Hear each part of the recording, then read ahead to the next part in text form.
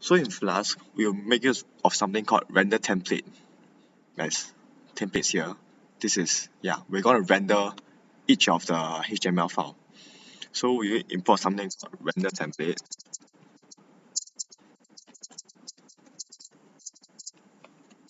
And we also need something called request, which can be used later on.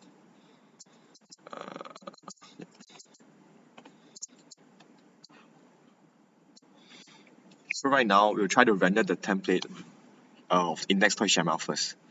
So what we type is, we return the template index.html. Yes.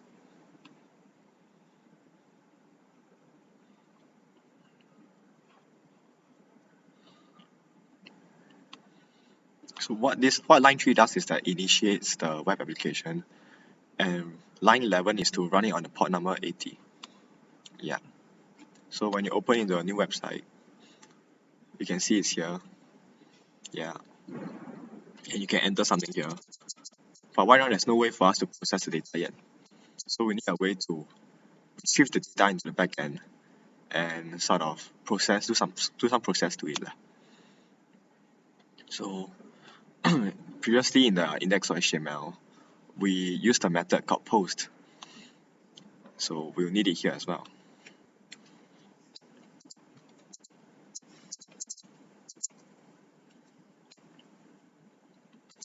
So what this method does is it just returns everything inside to get the things inside index.html and output it inside the web application. And what post does is that it retrieves the data that the user submits and sort of output it.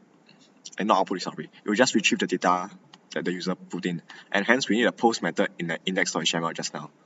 And we need it here as well to signify it. So what we will need to do is if request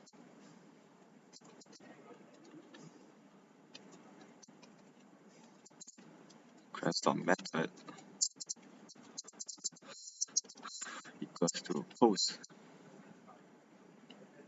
So what this does is that when the user clicks the submit button, it will trigger this action.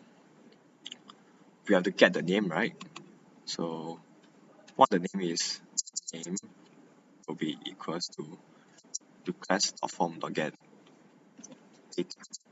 So what this line does is that it will retrieve the data from there, from inside. Yeah. So data is the name that we gave we assigned to it just now. I mean, we assigned the value inside name into data just now, and hence we get it back by calling out data. Yeah. So this name will be stored inside the variable called name inside the Flask application now. And let's process it. So maybe we can name equals to name dot upper, make it all uppercase. And we need to return this back, right? So what I need to do is you return render template index.html and name equals name. This is to send the data back to the front end. So now the data is back at the front end, and we will need something to display it. So what we will do is that we'll make use of something called Jinja. Jinja's a way for us to key in like if statements, so that we can display things more easily. So what's the syntax for Jinja? It's similar to pseudocode. So you need this, this. So to do a conditional statement, you need the two curly brackets and two percentage signs in between. So now we'll if name.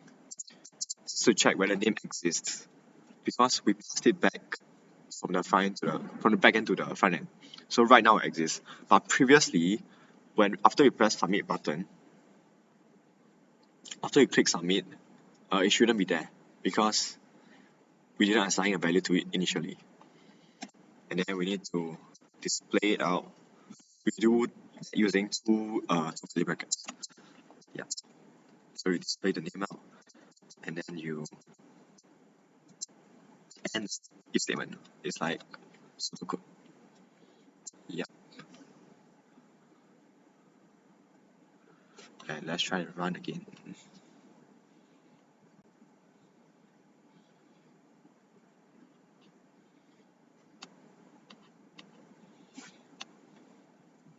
Sorry. So the submit button is not there. There might be some bug. Input type equals to. Mm,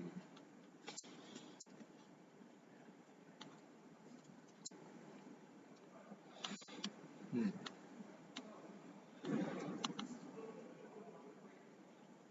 Oh, looks like I forgot to close the tag here.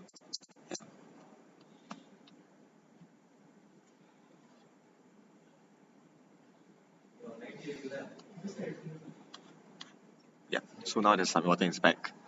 So you can try to type some names. So maybe my name, and when you click submit, output capitalized name because we previously did uppercase to it. So that's it. This is basically a quick summary of web application with input and output processes. Thank you.